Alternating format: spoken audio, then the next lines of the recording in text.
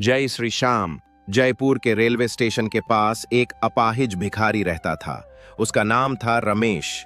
वो जन्म से ही चलने फिरने में असमर्थ था। हाथों के बल घिसटता हुआ स्टेशन के बाहर बैठता और लोगों से भीख मांगता। दिन उसके भीख में बीतते, रातें रेलवे के प्लेटफॉर्म पर। रमेश के पास न कोई घर था, न कोई अपना। कभी कभी कोई मुसाफिर उसे एक आध रोटी दे जाता, बस उसी में गुजारा चलता। लेकिन उसके अंदर कहीं ना कहीं भगवान को लेकर एक दर्द भरा सवाल था। क्या भगवान सच में होते हैं? अगर होते हैं तो मुझे ऐसा क्यों बनाया? एक दिन एक साधु आया और रमेश के पास बैठ गया।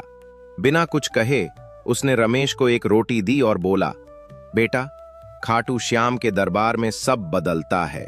एक बार चले जा वहां, वो चाहें तो रेंगते को भी दौड़ा दें। रमेश हंस पड़ा। मैं तो रेंग भी नहीं सकता बाबा, वहां जाऊं कैसे?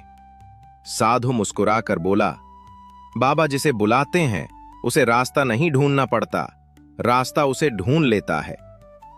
कुछ दिन बाद एक भक्त ट्रेन से खाटू जा रहा था। उसने स्टेशन पर रमेश को देखा। उसकी आंखें नम थीं। पता नहीं क्या सूझा। उसने रमेश को उठाया और कहा, चलो बाबा के दरबार ले चलता हूं, आज सेवा करनी है। वो भक्त रमेश को ट्रेन में बैठाकर खाटू ले आया। वहां बाबा के मंदिर के बाहर रमेश को बिठाया और खुद दर्शन करने अंदर चला गया। रमेश वहीं बाहर बैठा बैठा बाबा से मन ही मन कहने लगा, मैंने कुछ नहीं मांगा बाबा, लेकिन सबने मुझे छोड़ दिया। क्या तू भी मुझे बाहर ही बैठने देगा? आरती का समय हो गया। घंटियों की आवाज और भजनों की गूंज हवा में फैल गई। श्याम तेरी बंसी पुकारे, राधा लाम। अचानक रमेश की रीढ़ में कुछ महसूस हुआ, एक झटका सा।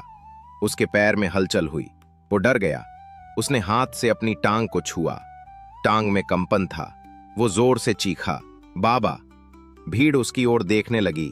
फिर धीरे धीरे उसने जमीन पर दोनों हाथ रखे, पैर आगे बढ़ाया और उठा।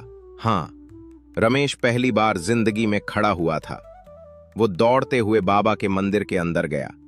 आंखों में आंसू, होठों पर एक ही शब्द, श्याम, मेरा क्या कर दिया तूने?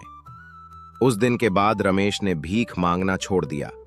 वो वहीं खाटू में रह गया।